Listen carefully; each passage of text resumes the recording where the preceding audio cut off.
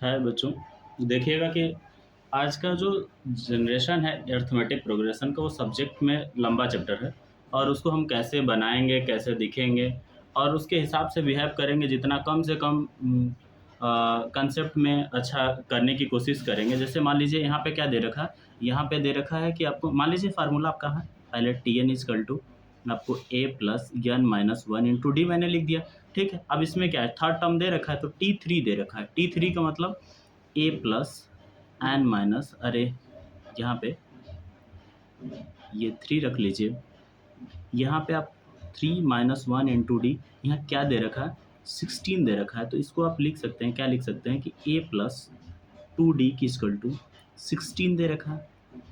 ये बात क्लियर है?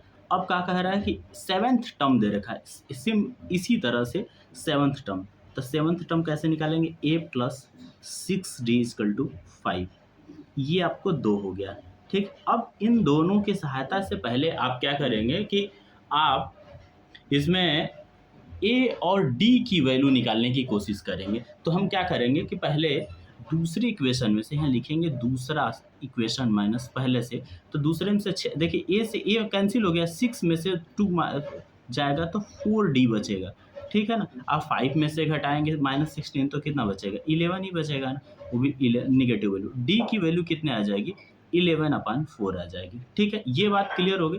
आप किसी भी इक्वेशन में आप 11 की डी की वैल्यू पुट कर लीजिए। यहाँ लिखा है कि a + 2d = 16, ये फर्स्ट इक्वेशन है, तो यहाँ पे हम लिख देंगे a + 2 × -11/4 = 16।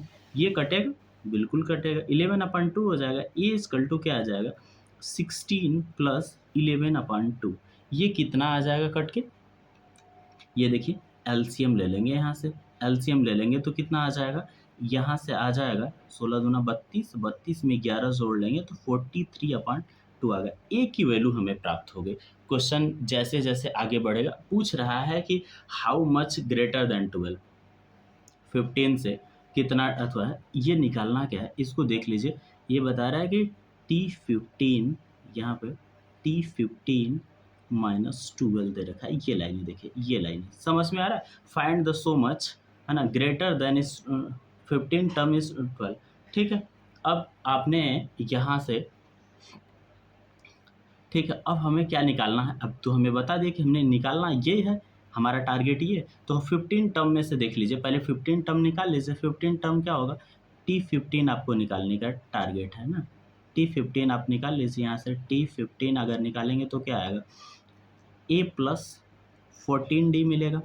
हमने a की वैल्यू क्या निकाल रखी है बेटा, a की वैल्यू 43/2 निकाल रखी है ना?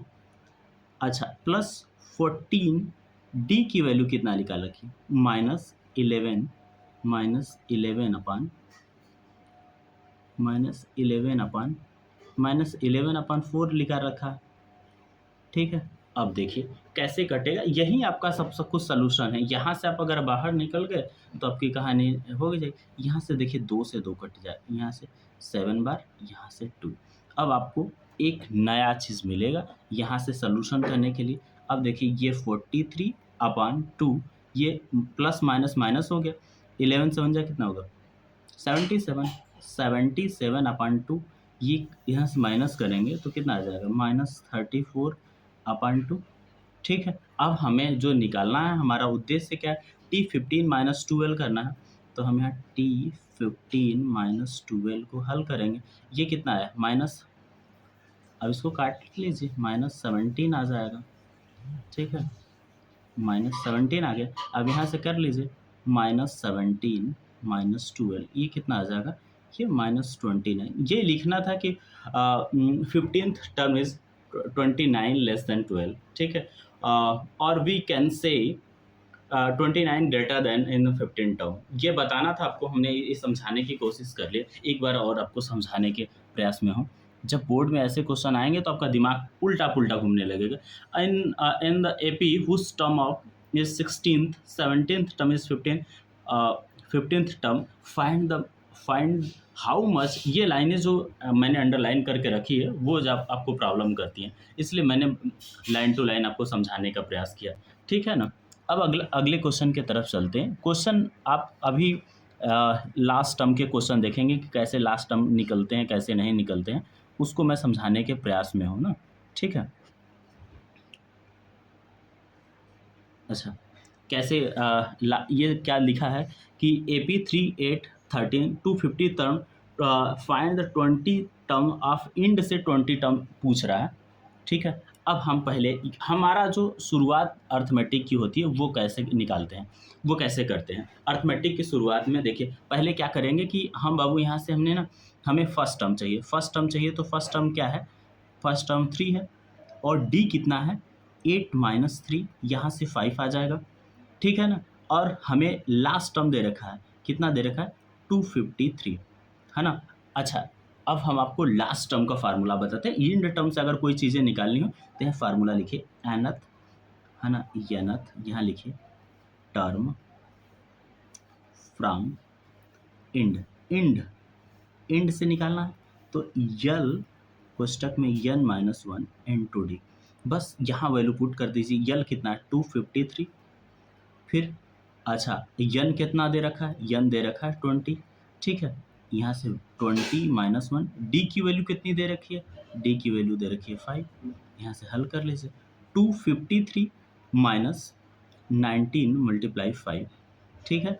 253 नाइन फाइव जा 95, ये मल्टीप्लाई करके माइनस करने पर क्या आ जाएगा, कितना आ गया 158 टर्म आ गया, है ना। आपको समझ ये जो फार्मूला है बाबू, ये जिसको हम आपको अंडरलाइन करके ब्लू पेन से बताने की कोशिश कर रहा हूँ, ये आप याद रखिएगा, ये आपको काम आने की बहुत ज़्यादा पॉसिबिलिटी है कि जब क्वेश्चन आते हैं तो जल्दी लोगों को समझ में नहीं आते हैं, है कि नहीं, ठीक है।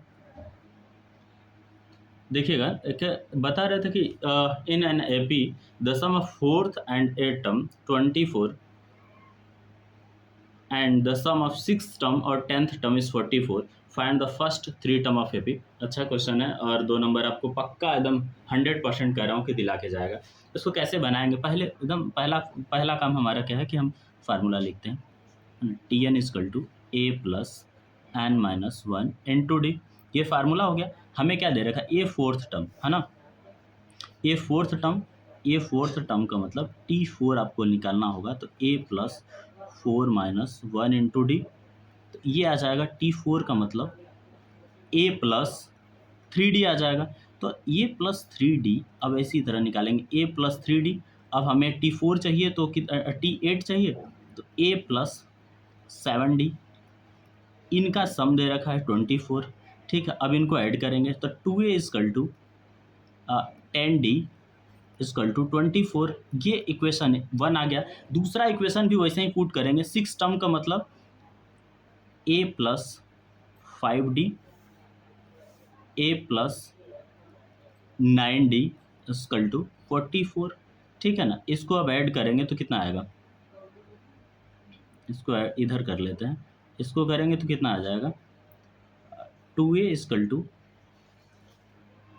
14D इजकल टू 44, ये आ गया।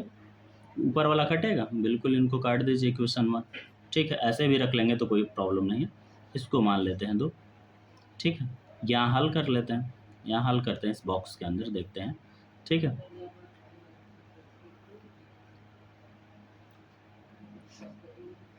अब 2 में से 1 को घटा लीजिए, 2 में से, अब 2 में से 1 को माइनस करेंगे तो 14D में से 9D माइनस कर लेंगे तो कितना बचेगा आपका, केवल यहाँ से 5D बच जाएगा, 5D, 5D इसमें से घटाएंगे तो ये 0, यहाँ से 2, D की वैल्यू कितनी आ जाएगी 4, D की वैल्यू 4 आ जाएगी। एक मिनट, ये गड़बड़ हो रहा था ना, ये गड़बड़ हो रहा था, घटा लेंगे, ठीक है, ये गड़बड़ हो रहा था। फिर यहाँ से कितना आ जाएगा आपको 4D is equal to 20, D is equal to 5 आ गया। आपकी D की वैल्यू आपको पता होगी। अब हमें यहाँ से A निकाल लेते हैं, इक्वेशन कहीं किसी इक्वेशन में पुट कर लेते हैं, किसी इक्वेशन में पुट करके निकाल लेते हैं।